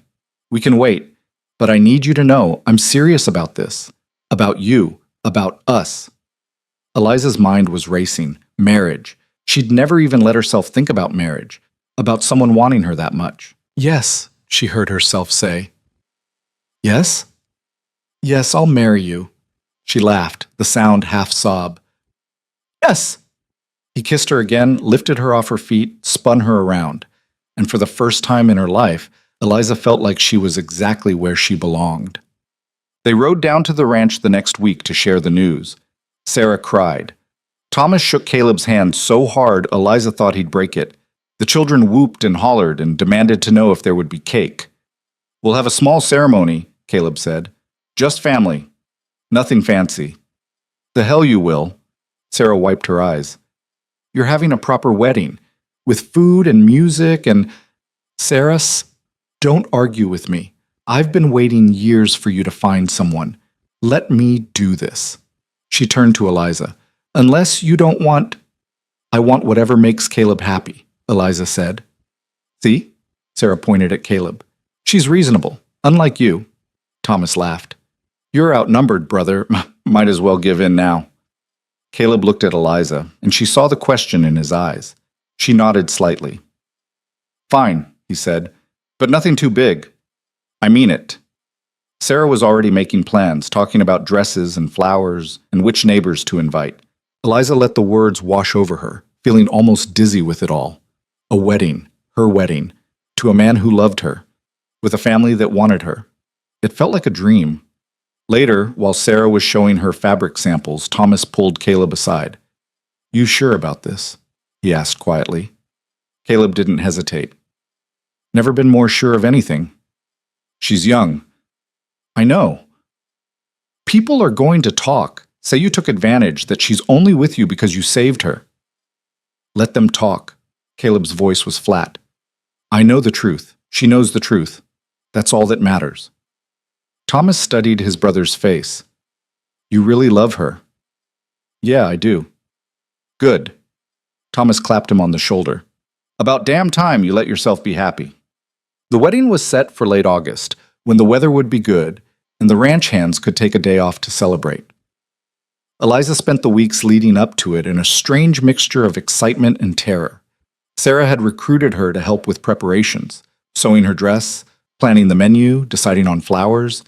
It was overwhelming. Beautiful and overwhelming. "You're allowed to be nervous," Sarah said one afternoon while they worked on the hem of Eliza's dress. "It's a big step." "I'm not nervous about marrying Caleb," Eliza said. "I'm nervous about everything else." "Like what?" "Like what happens after. Like—" She stopped, stabbed the needle through fabric. "Like whether I'll be a good wife. Whether I'll know how to be what he needs." Sarah set down her sewing. "You want to know a secret?" Eliza nodded. "Nobody knows what they're doing." "Not really." Sarah smiled. "When I married Tom, I was terrified. I'd never run a household this big. Never taken care of kids. Didn't know the first thing about ranch life. But you figured it out. Because I had Tom. And because I gave myself permission to make mistakes." She reached over and squeezed Eliza's hand. "You and Caleb, you'll figure it out together. That's what marriage is, figuring things out as you go."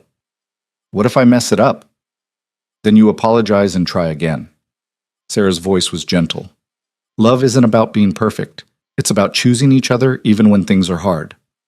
Eliza thought about that as they worked, the needle moving in and out of white fabric, choosing each other, every day. That didn't sound so impossible. 3 weeks before the wedding, Eliza went into town with Thomas to pick up supplies. She'd been avoiding Copper Falls since that first night in the alley. The thought of going back made her stomach clench, but they needed things that couldn't be gotten elsewhere, and Thomas had promised to stay with her the whole time. "Just in and out," he'd said, "quick as we can." The town looked the same as she remembered, dusty streets, weathered buildings, people moving about their business. But Eliza felt different. She walked down the main street with her head up, no longer the desperate girl begging for scraps. She was Caleb Thorne's fiancée now. She had family, had a home, had worth. They'd almost finished loading the wagon when a familiar voice cut through the afternoon air. "Well, well, look what crawled back to town." Eliza turned slowly. Margaret Hart stood on the boardwalk outside the general store, arms crossed, mouth twisted in that familiar sneer. For a moment, Eliza couldn't breathe. All the fear came rushing back, the cold, the rejection, the certainty that she was nothing. Then Thomas stepped up beside her, and she remembered. She wasn't alone anymore. "Mrs. Hart," Thomas said coldly. "Eliza, you ready to go?" "Wait." Eliza's voice was steady. "I want to talk to her." Thomas frowned. "You sure?" "I'm sure." She walked over to where her mother stood, feeling every eye on the street turned to watch. Margaret's lip curled. Come to beg for forgiveness. Little late for that. No. Eliza's voice was calm. I came to tell you that you were wrong. Wrong about what? About me. About what I'm worth. Eliza met her mother's eyes. You told me I was a mistake, that I was worthless, that no one would ever want me. And? Margaret's voice was sharp. Prove me wrong, did you? Found some mountain man desperate enough to... I found a man who loves me. Eliza's voice didn't waver. Who chose me? Who sees value in me that you were too bitter to see? Margaret's face flushed. You think you're special now? You think one man's pity makes you... I don't need to be special. I just need to be enough. And I am. Caleb thinks so. His family thinks so. She paused. The only person who ever thought I was worthless was you. You ungrateful little... I'm grateful for exactly one thing. Eliza's voice was steady. That you threw me out, because if you hadn't, I'd still be trapped in your house believing your lies. I'd still think I deserved to be treated like garbage. A small crowd had gathered now, people watching, listening. Margaret seemed to realize this. Her expression shifted, calculating now, playing to the audience. Is that what you tell people? She asked loudly. That I abused you? That I tell them the truth, Eliza said quietly. That you locked me in cellars when I was small. That you called me worthless every day of my life. That you packed my things and threw me into a snowstorm with nowhere to go. She paused. And I tell them that I survived anyway. You always were dramatic, making up stories. Mrs. Chen, Eliza called out. The boarding house owner was standing in the crowd. Do you remember the night I came to your door? What I asked for? Mrs. Chen shifted uncomfortably. You asked for work, for a place to stay. And you said no because my mother had threatened you. Isn't that right? Silence. Mr. Paulson, Eliza turned to the laundry owner. Why did you fire me? Paulson looked at the ground. Your mother said she'd ruin my business if I kept you on. Margaret's face had gone white. They're lying. They're all... No, Mother. Eliza's voice was calm. They're telling the truth. And so am I. She turned to face the crowd. I'm not here for revenge. I'm not here to ruin her reputation or make her pay. She looked back at Margaret. I just want you to know that I'm done. Done believing your lies. Done letting you define who I am. You're nothing, Margaret hissed. You'll always be nothing. Maybe, Eliza shrugged, but I'm nothing that somebody loves. I'm nothing that somebody chose. I'm nothing that has a family now, and a home, and a future. She met her mother's eyes one last time. What are you? Margaret's mouth opened, closed. No words came out. Eliza turned and walked back to the wagon. Thomas was grinning. That was something. Can we go now?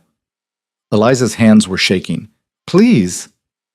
Yeah, we can go. As they drove out of town, Eliza looked back once. Margaret was still standing there, surrounded by whispering neighbors, looking smaller than Eliza had ever seen her. And Eliza felt nothing. No anger, no sadness, no need for her mother's approval or love or even acknowledgement.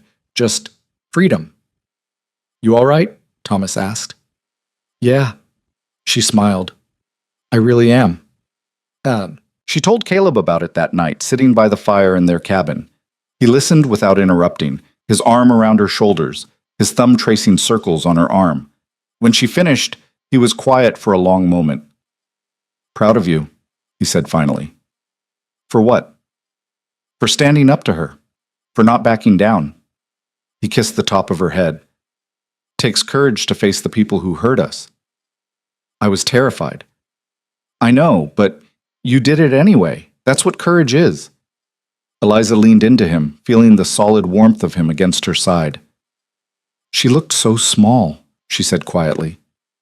Like she'd shrunk. I always thought of her as this huge, terrible force, but she's just a bitter woman who takes her pain out on other people. Doesn't make what she did okay. No, but it makes it easier to let go.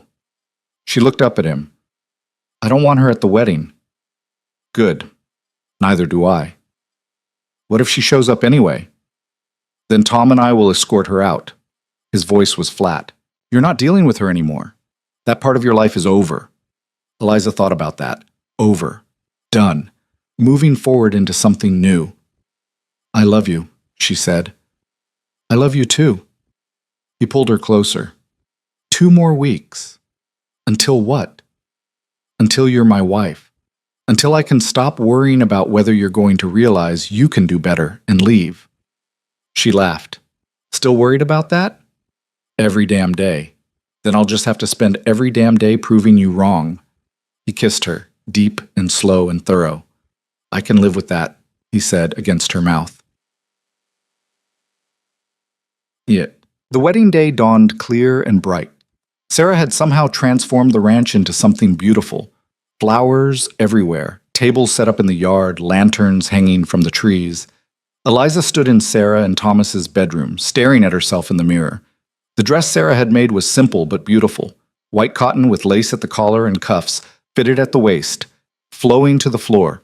Her hair was pinned up, small white flowers woven through it. She looked like someone else, someone worthy of celebration and love. You're beautiful, Sarah said from the doorway. Eliza turned. I'm nervous. That's normal. Sarah came in carrying a small box. I brought you something. It was Tom's mother's. She opened the box to reveal a delicate silver necklace. She wore it at her wedding. Tom's grandmother wore it at hers. I wore it at mine. Sarah, I can't. You can. You're family now. Sarah fastened it around Eliza's neck. There, perfect. A knock at the door. A knock. Thomas's voice. Everyone's ready when you are. Sarah squeezed Eliza's hand. You ready? Eliza took a deep breath. Thought about the girl she'd been, freezing in an alley, convinced she had no value. Thought about the woman she'd become, loved and chosen and strong. Yeah, she said. I'm ready. Thomas met her at the door, offered his arm. Caleb's lucky, he said quietly as they walked toward where the ceremony would take place. Just so you know. I think I'm the lucky one. Nah, you both are. The ceremony itself was a blur. Eliza walked down between the tables, seeing faces she knew, ranch hands, neighbors, the children sitting in the front row. Sarah standing up as her attendant, tears already streaming down her face. And Caleb, standing at the front, wearing clothes she'd never seen him in, clean trousers, a pressed shirt, his hair combed back. He looked uncomfortable and wonderful, and when his eyes met hers, his whole face softened. The minister, an old friend of Thomas's, spoke words about love and commitment and building a life together. Caleb slipped a simple gold band on her finger, his hand steady. I promise, he said quietly, to choose you, every day, for as long as I live. Eliza's voice shook when she said her vows. I promise to be brave, to trust you, to build a life with you that's better than anything we had before. You may kiss your bride. Caleb pulled her close and kissed her like they were the only 2 people in the world. The crowd cheered, and Eliza thought, this is what happiness feels like. The celebration lasted until well after dark. There was food and music and dancing, or attempts at dancing anyway. Caleb claimed he didn't know how, but Thomas dragged him onto the makeshift dance floor anyway. Eliza watched them, laughing at Caleb's awkward movements, feeling something warm and bright in her chest. Anna tugged on her dress. Aunt Eliza, are you leaving? Just for a little while. We'll be back to visit. Promise? Promise. Eliza knelt down to the girl's level. You can come visit us too, in the cabin. Really? Really? Anna threw her arms around her neck. I love you. The words hit Eliza like a physical force, simple and pure and absolutely true. I love you too, she whispered. As the evening wore on, people started drifting away, neighbors heading home, ranch hands returning to their bunks. Finally, it was just family. Thomas and Sarah, the children, Caleb and Eliza. Well, Mrs. Thorne, Caleb said, taking her hand. Ready to go home? Mrs. Thorne, her new name, her new life. Yeah, she said, I'm ready. They said their goodbyes, climbed onto the horse, and rode up into the mountains under a sky full of stars. The cabin was dark when they arrived, but Caleb had left wood ready in the fireplace. He lit it quickly, and soon the room was filled with warm light. So, he said, turning to face her, We're married. We are. How does it feel? Eliza thought about everything she'd been through, about the girl who'd frozen in an alley and the woman who'd stood up to her mother, about fear and courage and the long, hard road between them. It feels like coming home, she said. Caleb pulled her close, and she rested her head against his chest, listening to his heartbeat. I'm going to spend the rest of my life proving you made the right choice, he said. You don't have to prove anything. She looked up at him. You already did. You saw me when I was nothing and treated me like I was something. You gave me a chance to become who I am now. You did that yourself. We did it together. She touched his face. That's what we do. Together. He kissed her, slow and deep and full of promise. And somewhere outside, the wind moved through the pines, carrying away the last remnants of who they'd been, making room for who they were becoming, together. The first year of marriage was harder than Eliza had expected.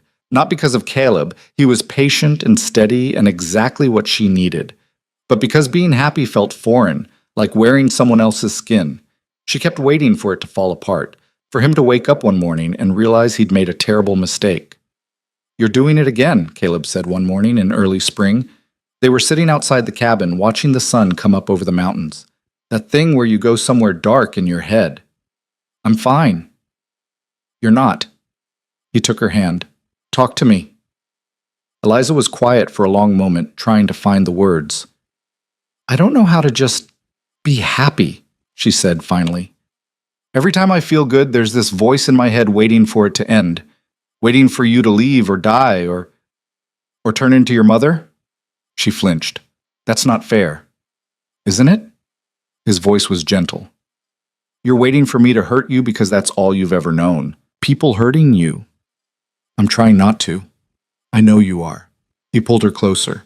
But you've got to stop punishing yourself for being damaged. We're all damaged. The trick is finding someone whose broken pieces fit with yours. Is that what we are? Broken pieces that fit? Yeah. He kissed her temple. I think so. She leaned into him, breathing in the smell of pine and wood smoke and Caleb. I'm pregnant, she said quietly. His whole body went rigid. What? I'm pregnant. About 3 months, I think. She'd been carrying the knowledge for weeks, too terrified to say it out loud. I wanted to be sure before I told you. Caleb didn't say anything for a long moment. His hand tightened on hers. Say something, Eliza whispered. I'm going to be a father. His voice was rough. Christ. I'm going to be a father. Are you? Is that okay? I know we didn't plan. He turned her to face him, his hands on her shoulders. It's more than okay. It's... He stopped, and she saw his eyes were wet. It's everything. You're sure? Because I'm terrified, Caleb. I don't know how to be a mother. What if I'm like her? What if I... Stop. He cupped her face in his hands. You're nothing like her. You're kind and strong, and you've got more love in you than anyone I've ever met. You're going to be a wonderful mother. How do you know? Because I know you. He pressed his forehead against hers. And because you're already worried about doing it right. That's half the battle. Eliza let out a shaky laugh. Only half? The other half is just showing up, being there, choosing them every day. He paused. We can do that. We? We. He kissed her softly. I'm in this with you. All of it.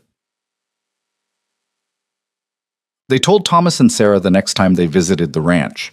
Sarah cried and immediately started planning. Baby clothes, cribs, advice about everything from feeding to sleeping to handling colic. Thomas pulled Caleb aside while the women talked. You scared? He asked. Terrified, Caleb admitted. What if I mess this up? What if I'm a terrible father? You won't be. How do you know? Because you're already worried about it. Bad fathers don't worry. Thomas clapped him on the shoulder. You're going to be fine. And when you're not fine, you've got me. That's what family's for. The children were ecstatic. Anna insisted on talking to Eliza's stomach, telling the baby about all the things they do together when it was born. We'll go fishing, she said seriously, and I'll teach you to read, and we'll build forts in the hayloft. The baby won't be able to do those things for a while, Eliza said, trying not to laugh. Then I'll wait, Anna looked up at her with those solemn eyes. That's what family does, right? We wait for each other.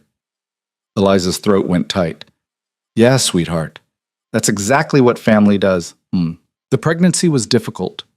Eliza was sick constantly in the beginning, couldn't keep food down, could barely get out of bed some days. Caleb hovered, trying to help, clearly terrified every time she winced or complained. I'm not dying, she told him after he'd checked on her for the 5th time in an hour. Women have been doing this for thousands of years. Women have been dying doing this for thousands of years, too, he said grimly. That's not helping. Sorry. He sat on the edge of the bed. I can't lose you. You're not going to lose me? She took his hand. I'm tougher than I look. I know you are. Doesn't mean I'm not going to worry. As summer turned to fall, her body changed in ways that both amazed and frightened her. The sickness passed, but she got bigger, slower, more tired. Some days she felt like a stranger in her own skin. I look like I swallowed a pumpkin, she said one evening, staring down at her swollen belly. You look beautiful. You're required to say that. You're my husband. Doesn't make it less true. Caleb came up behind her, wrapped his arms around her as best he could with her belly in the way. You're growing our child. That's the most beautiful thing I've ever seen. She leaned back against him, feeling the baby kick. There. Did you feel that? Yeah. His voice was full of wonder. Yeah, I felt it. They stood like that for a long time, feeling their child move between them. Sarah insisted Eliza come stay at the ranch for the last month before the baby was due. You need to be close to the midwife, she said firmly. And you need help. No arguments. Caleb looked torn. I should be there. You will be. You'll stay here too. Sarah crossed her arms. I'm not letting my sister-in-law give birth alone on a mountain in winter. Sister-in-law, Eliza repeated softly. The term still surprised her sometimes. That's what you are. Sarah's voice was warm. And family takes care of family. So they moved to the ranch in late November, bringing what they'd need for a few months. The children were delighted. Anna appointed herself Eliza's personal assistant, bringing her water and cushions and books without being asked. You're going to spoil me, Eliza told her. Good, Anna said seriously. You deserve to be spoiled. The words hit Eliza harder than they should have. Deserve. She was still getting used to that concept, that she deserved good things, kindness, love. The baby came on a cold December night during a snowstorm. Eliza had been feeling odd all day, uncomfortable, restless. When the pain started just after dinner, she knew. Caleb, she said quietly, it's time. His face went pale. Time? You mean, the baby's coming. What followed was chaos. Sarah sending the children to their rooms, Thomas fetching the midwife through the snow, Caleb pacing like a caged animal while Eliza was taken to the bedroom. The labor was long, brutal. Eliza had thought she understood pain, but this was something else entirely, waves of it that stole her breath and made her scream. You're doing fine, the midwife said. Just breathe. I can't. Yes, you can. Sarah was there, holding her hand. You're the strongest person I know. You can do this. I want Caleb, Eliza gasped. I don't care what men do. I want my husband. Sarah left and returned moments later with Caleb, who looked like he might pass out. I'm here, he said, taking her hand. I'm right here. Don't leave. Never. He pressed his forehead against hers. I'm not going anywhere. He stayed through all of it, through the screaming and the blood and the midwife's sharp commands, through the moment when Eliza was certain she was going to die, when the pain was so intense she couldn't think, couldn't breathe, and then, finally, a baby's cry. It's a boy, the midwife announced, holding up a tiny, red-faced, perfect creature. Eliza sobbed with relief as they placed the baby on her chest. He was so small, so fragile, his eyes squinted shut, his fists waving. Hey there, she whispered. Hey, little one. Caleb was crying openly, his hand on the baby's head. He's perfect. Eliza, we made this. We made him. We did. She looked up at her husband, saw the wonder and fear and overwhelming love in his face. What should we name him? They'd discussed names before, but nothing had felt right. Now, looking at this tiny person, Eliza knew. Thomas, she said, after your brother. Thomas Caleb Thorne. Caleb's face crumpled. You're sure? I'm sure. He kissed her forehead, then the baby's. Welcome to the world, Thomas. You've got a lot of people waiting to meet you. Bosse. The first few months with a newborn were the hardest thing Eliza had ever done. Thomas, Tommy, they called him, cried constantly. Didn't sleep unless he was being held. Refused to nurse properly, leaving Eliza exhausted and frustrated and feeling like a failure. I'm doing something wrong, she said one night, tears streaming down her face as Tommy wailed. I must be, otherwise he wouldn't be so unhappy. You're not doing anything wrong. Caleb took the baby from her, began walking back and forth, bouncing gently.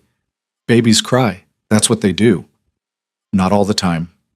Some do. Sarah said James cried for 3 months straight. That's not comforting. I know. He kept walking, kept bouncing.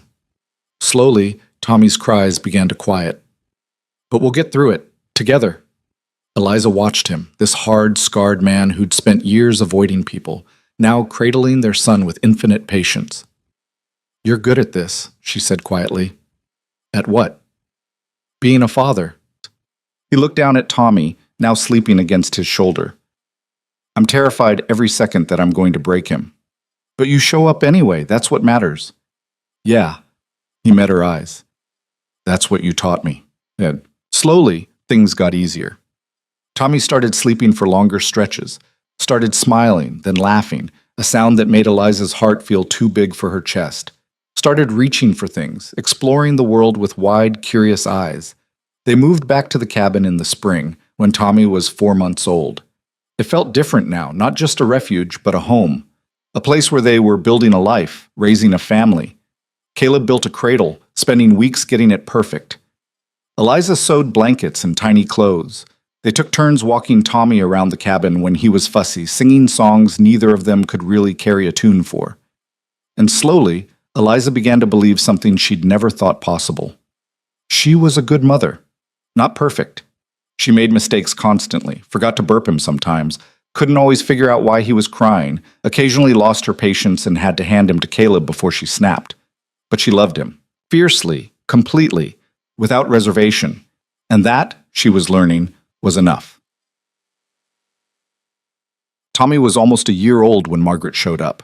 Eliza was outside, hanging laundry while Tommy played in the grass nearby, when she heard the sound of a horse approaching. She turned, shading her eyes against the sun, and froze. Her mother sat astride a tired-looking mare, her face harder than Eliza remembered. She looked older, thinner, like the bitterness had finally started eating her from the inside.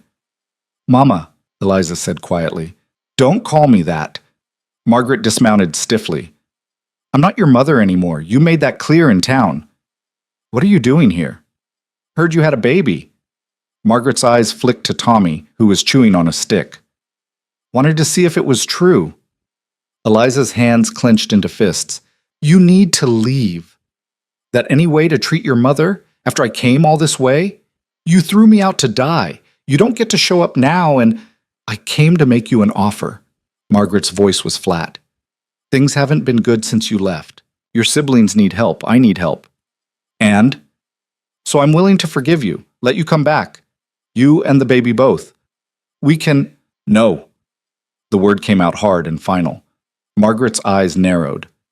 You'd turn down your own mother? After everything Everything you what?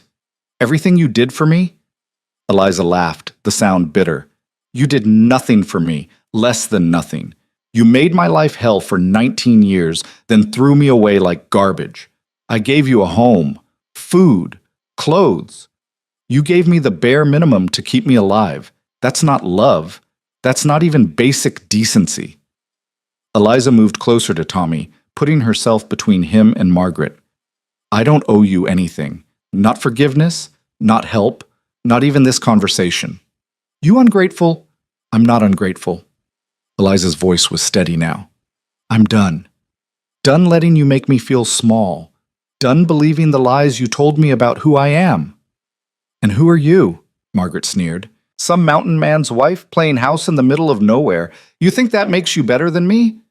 No, it makes me free. Margaret's face twisted. You'll fail.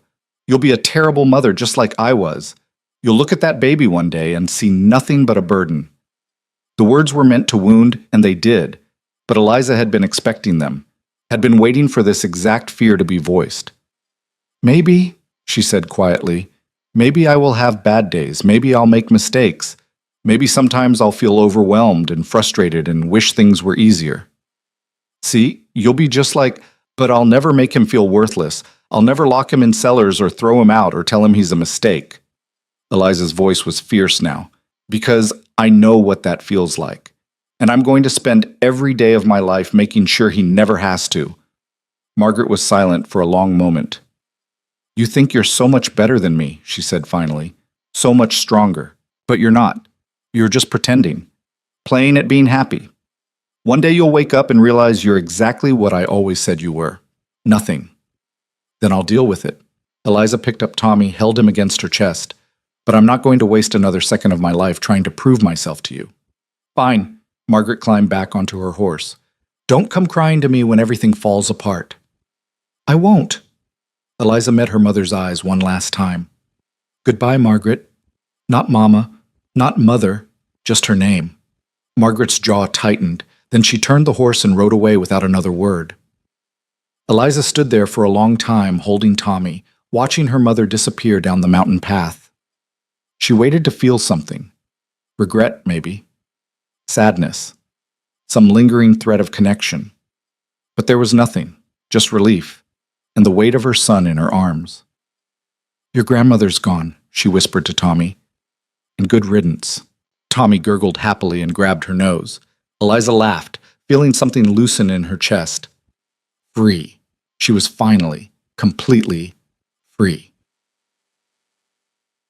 Caleb found her an hour later, still sitting outside with Tommy. Saw someone riding away, he said, settling beside her. Who was it? My mother. His whole body tensed. What did she want? To make me feel small again. Eliza smiled. Didn't work. Good.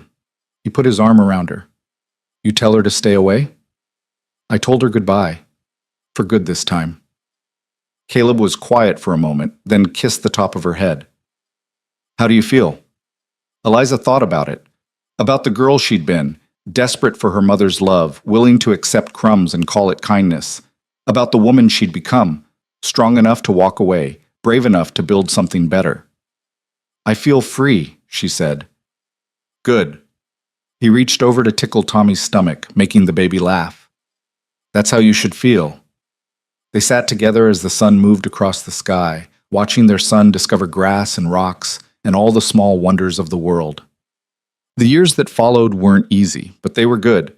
Tommy grew into a curious, stubborn little boy who asked endless questions and got into everything. Caleb taught him to track and hunt. Eliza taught him to read and write. Together, they taught him that he was loved, valued, wanted. When Tommy was 3, Eliza got pregnant again. Another one, Caleb said, though he was grinning. You trying to build an army? Maybe. She put his hand on her belly. We make good kids. We do. Their daughter, Emma, came easier than Tommy had. Quick labor, healthy baby, no complications. She was quieter than her brother, more thoughtful, with Caleb's serious eyes and Eliza's stubborn streak. 2 years later came another boy, Daniel, loud and cheerful and completely fearless. The cabin became too small, so Caleb built an addition with Thomas's help. Added rooms for the children, expanded the kitchen, built a proper table where they could all eat together.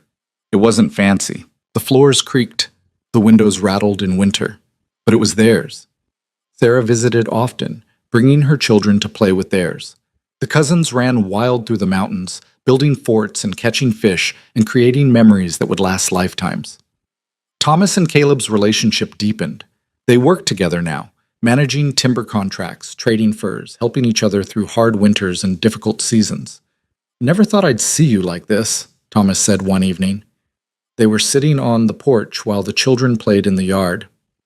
Happy, settled. Neither did I, Caleb admitted. Thought I'd die alone on this mountain. What changed?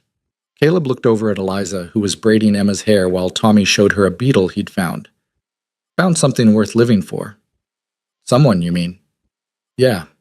Caleb smiled. Someone. On their 10th wedding anniversary, Eliza and Caleb left the children with Thomas and Sarah and rode up to a high meadow above the cabin. It was summer, and the wildflowers were in full bloom, purple and yellow and white, stretching as far as the eye could see. They dismounted and walked through the flowers, hand in hand. You remember the first time we came up here? Caleb asked. You were teaching me to track. I couldn't tell a deer print from a dog print. You were terrible at it. I got better. Yeah, you did. He pulled her close.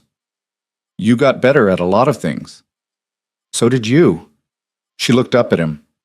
You smile now, laugh, play with the children. You're not the same man who found me in that alley. You're not the same girl either. No.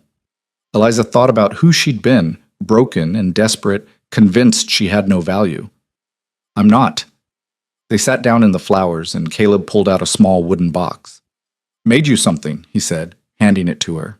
Inside was a carved wooden bird, delicate and perfect, every feather detailed. Caleb, it's beautiful. Figured you needed something better than the stuff I usually make. He looked embarrassed. Spent the winter working on it. I love it. She turned it over in her hands, marveling at the craftsmanship. What kind of bird is it? A phoenix. Sarah told me about them, birds that rise from ashes. He met her eyes. Seemed fitting?